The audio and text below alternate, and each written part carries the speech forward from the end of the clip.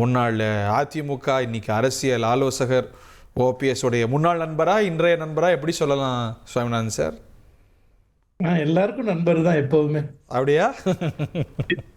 அதில் ஏதோ அர்த்தம் பொதிந்த சிரிப்பு இருக்கு. இந்த மூவ் எப்படி பார்க்குறீங்க? இது யாருக்கு மாஸ்டர் ஸ்ட்ரோக், இல்லை யாருக்கு பின்னடைவு? இதோட இம்ப்ளிகேஷன்ஸ் என்ன உங்க பார்வையில்? இன்னைக்கு ஒரு பேட்டி பார்த்தேன். முதல்ல அனைவருக்கும் இனிய மாலை வணக்கம்.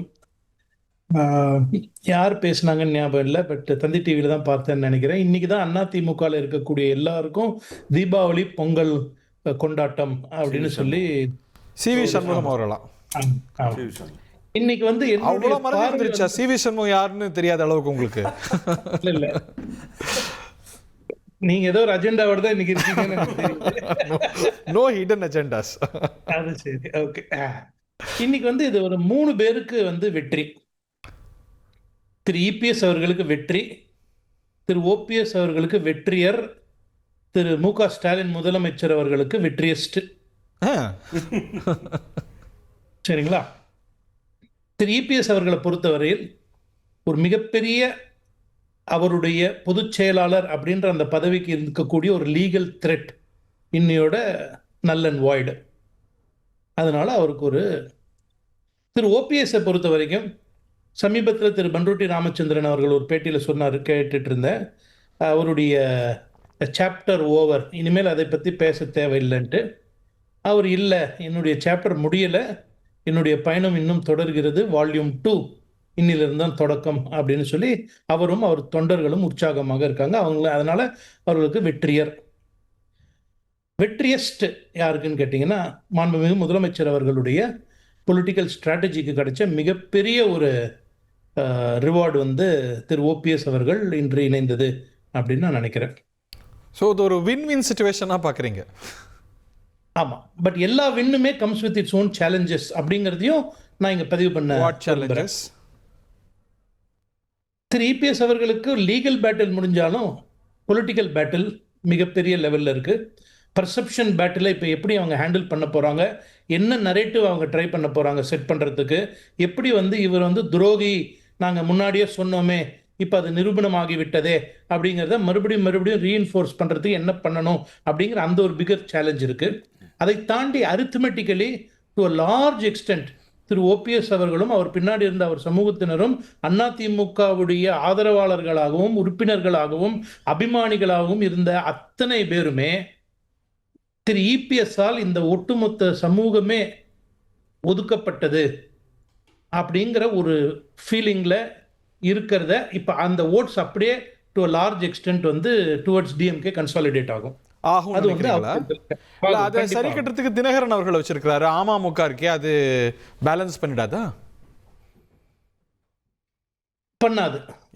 ஏன்னு கேட்டீங்கன்னா, திரு ஓபிஎஸ் அவர்கள் இந்த ரீசெண்டாக முடிஞ்ச பார்லிமெண்ட் எலெக்ஷனில் ராமநாதபுரத்தில் நிற்கும்போது லார்ஜ் எக்ஸ்டென்ட் ஆஃப் நம்பர் 2ல் வந்தார் அவர். சரிங்களா? திரு டிடிவி தினகரன் அவர்களை பொறுத்த வரைக்கும் அவர் அதிமுகவில் இருக்காரு.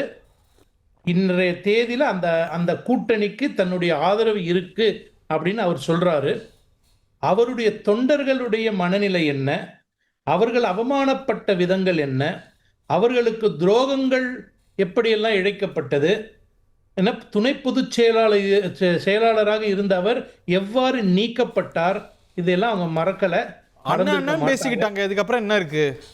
அரசியல் இதெல்லாம் சாதாரணமாப்பா. களம் வரும்பொழுது பார்ப்போம் என்ன நடக்குது அப்படின்ட்டு. மதிமுகவும் பேசாத பேச்சா? இன்னைக்கு டிரான்ஸ்பர் ஆகலையா? காங்கிரஸ் திமுக முன்னாடி பேசாத பேச்சா? அதெல்லாம் ஒரு வாரம் 2 வாரம் இல்ல 1 மாசம் களத்துல அதையெல்லாம் தாண்டி அண்ணா என்னுடைய இறந்தாலும் என் மீது அண்ணா திமுக கொடிதான் போர்த்தப்படணும் அப்படின்ற அளவுக்கு தன்னுடைய லாயல்டி டு ஏஐஏடிஎம்கே எவ்வளவோ இதில் திரு ஓபிஎஸ் அவர்கள் சொல்லி நம்ம பார்த்துருக்குறோம். அதையெல்லாம் தாண்டி அவர் மேலே ஒரு எந்த நிலைமைக்கு எனக்கு எந்த பதவியும் வேண்டாம், எல்லாரும் ஒன்றிணைந்தா போதும், நிபந்தனையே இல்லை அப்படின்னு சொன்னதையும் நம்ம எல்லாம் கேட்டிருக்கிறோம். அதையெல்லாம் தாண்டியுமே எந்த விதமான ஒரு எல்லளவு கூட செவிசாய்க்காத அஇஅதிமுக தலைமை மீது அந்த ஓபிஎஸ் உடைய ஆதரவாளர்கள், அதை தாண்டி ஓபிஎஸ்க்குன்னு ஒரு ஒரு ஒரு சாஃப்ட் கார்னர், ஒரு ஒரு ஒரு ஒரு ஒரு ஒரு ஒரு ஒரு ஒரு செக்டர் ஆஃப் பீப்புள் வந்து they have a liking in him. Okay, இல்ல அவர் நர்ச்சர் அதெல்லாம் வந்து எம்ஜிஆர், ஜெயலலிதா, ரெட்டேல இவங்க மேல லாயல்ட்டி வச்சவங்க திடீர்னு வந்து அந்த பேஸ் திமுகவுக்கு டிரான்ஸ்ஃபர் ஆகுமா? இல்ல, திடீர்னு ஆகிறது இல்ல. இவர் நேத்து கட்சியை விட்டுட்டு இன்னைக்கு வந்து அங்க சேரலைங்கிறத நம்ம வந்து ரொம்ப தீவிரமா புரிஞ்சுக்கணும். நம்பர் 1, இன்னைக்கு யார் வந்து இங்க சேர்ந்திருக்காங்க அப்படிங்கறத தாண்டி இனி நரேட்டிவ் என்னன்னு கேட்டீங்கன்னா, the பாயிண்ட் ஆஃப் ஃபோக்கஸ் என்னன்னா, யாரிடம் வந்து சேர்ந்திருக்கிறார்கள் அப்படிங்கிறது ரொம்ப முக்கியமான ஒரு இது. திரு ஓபிஎஸ் அவர்களுக்கு பல ஆப்ஷன்ஸ் இருந்தது. திருமதி சசிகலா ஆரம்பித்த புது கட்சியில சேர்ந்திருக்கலாம், அல்லது திரு டிடிவி தினகரனிடமே சென்று சேர்ந்திருக்கலாம், அல்லது திரு விஜயிடம் சேர்ந்திருக்கலாம். அதையெல்லாம் அவர் செய்யவில்லை.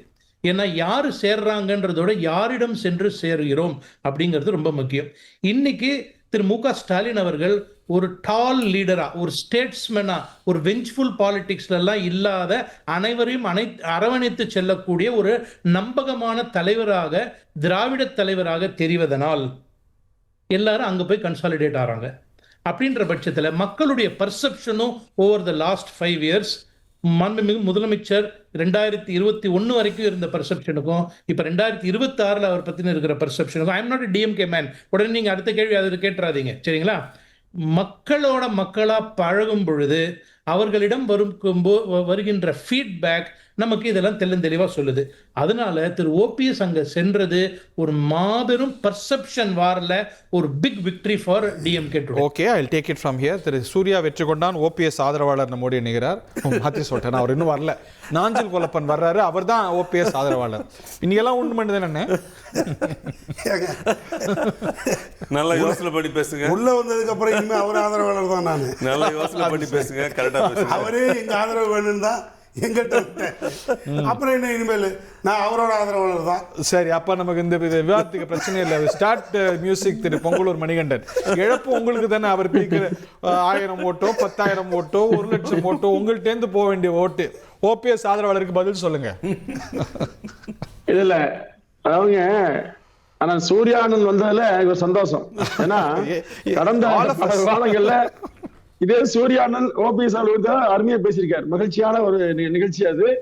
நீங்க திரு பன்னீர்செல்வம் அவர்கள் எடுத்த முடிவு அவருக்கானது. அதாவது வந்து தமிழ்நாட்டுல அரசியல் மாற்றம் உருவாக வேண்டும், நல்லாட்சி வளர வேண்டும், அல்லது ஏதாவது காரணத்தை எல்லாம் சொல்ல வேண்டும். தனிப்பட்ட முறையில அவருக்கு ஒரு லாபம், பதவி இல்லாம இருக்க முடியாது. நீங்க எடப்பாடி பழனிசாமி அவர்கள் மீது சில குறை சொல்லி சாமிநாதன் சொன்னார். அதாவது அதிமுக அலுவலகத்தை உடைக்க வேண்டும், அதற்கு பூட்டி சீல் வைக்க வேண்டும் என்று யாரு விரும்புவா? திமுக தான் விரும்புங்க. அதிமுகவுடைய சின்னமான இரட்டை இலை சின்னத்தை முடக்க வேண்டும் என்று யார் விரும்புவா? திமுக தான் விரும்பு. அதிமுக அலுவலகம் மட்டுமல்ல, அந்த கட்சியின் பெயரை உச்சரிக்க கூடாது, அது பிளவுபட வேண்டும் என்று யார் விரும்புவா? திமுக தான் விரும்பு. ஆனா அந்த விருப்பத்தை ஓபிஎஸ் விரும்பியிருந்தார். அவருக்கு தான் சின்னம் முடங்க வேண்டும், அலுவலகம் பூட்டப்பட வேண்டும், கட்சி அந்த பெயரில் இயங்கக்கூடாது, பொதுச் செயலாளர் செயல்படக்கூடாது, கட்சியே இயங்கக்கூடாது. இதெல்லாம் திமுக விரும்பியதை அப்படியே பன்னீர்செல்வம் செயல்பட்டுக் கொண்டிருந்தார்.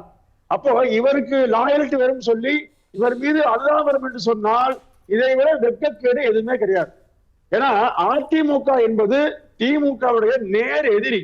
அந்த எதிரியோடு வந்து யார் யாரோ போனாங்க. அதிமுக தலைமை பொறுப்பு இருந்தவரே 1.5 கோடி பேர் எங்கிட்ட இருக்காங்க, நான் நினைச்சேன்னா 1.5 கோடி தொண்டர்களுக்கு உரிமை வாங்கி கொடுப்பேன்னு சொன்ன ஒரு கட்சி ஆரம்பிச்சு ஒரு 100 கோடி வெல்லலாம் இல்ல? அப்போ இவருக்கு அம்மாவோட அடையாளம் காட்டப்பட்டவர் நவீன பரதன் என்றெல்லாம் சொல்லப்பட்ட பன்னீர்செல்வத்தால் எந்த வாய்ப்பும் இல்லை, எந்த ஆதரவும் இல்லை, நிராயுத பாணி என்பது நிரூபிக்கப்பட்டிருக்கிறது. அப்போ உண்மையை சொன்னால் எடப்பாடியார் தான் இயற்கையாக ஒரு தலைவரான அந்த அதிமுகவுக்கு பொதுச் செயலாளராகக்கூடிய வாய்ப்பும் தகுதியும் உடையவர் என்பது முதல் நடவடிக்கையா செயலியே. நான் சேர்றேன், சேர தயார், அன்கண்டிஷனலா சேர தயார்னு கடைசி வரைக்கும் முயன்றார். சார் நீங்க எந்த துறையா இருக்குங்க, அதாவது துறை வர முடியுமா? நீங்களும் சேர்த்துக்க மாட்டீங்க, அவர் எங்க போறது?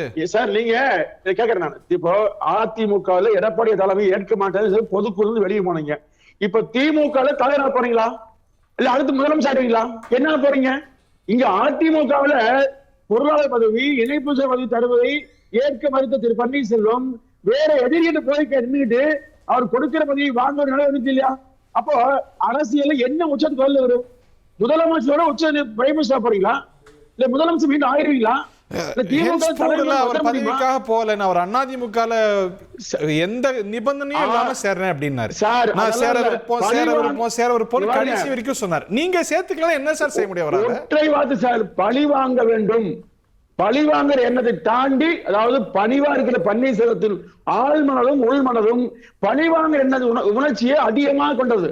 பல பேர் அவரால் பாதிக்கப்பட்டு, தங்கத்தமிழ்ச்சர் உட்பட பல பேர் பாதிக்கப்பட்டு அதிமுக வெளியேற காரணமே பன்னீர்செல்வம் தான். அந்த பன்னீர்செல்வத்துடைய சூட்சமத்தை உணர்ந்து கொண்டுதான் எடப்பாடியார் திரும்ப திரும்ப சொன்னார், உண்மையில் அதிமுக இன்றைக்கு மகிழ்ச்சியாக இருக்கிறது. இன்னைக்கு தான் தீபாவளி, இன்னைக்கு தான் பொங்கல், உண்மையில் புத்தாண்டு இன்னைக்கு தான். உண்மையில் பன்னீர்செல்வம் திமுக சேர்ந்தது அளவு கடந்த மகிழ்ச்சி.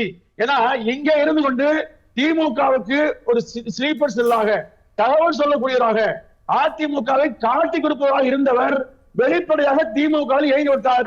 இனி அதற்கான வாய்ப்பு கிடையாது. அதிமுக இன்று சிறப்பாக இயங்க